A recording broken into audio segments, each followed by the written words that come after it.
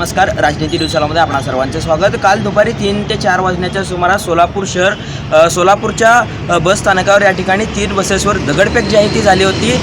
त्यानंतर मध्यरात्री 3 ते 4 वाजण्याच्या सुमारास सोलापूर शहराच्याच बस स्थानकामध्ये या ठिकाणी आपण जर बघितलं गेलं तर बस जी आहे ती अज्ञातांकडून या ठिकाणी बस पेटवण्यात आली होती. नेमकं याचं कारण अद्याप स्पष्ट झालं नाही.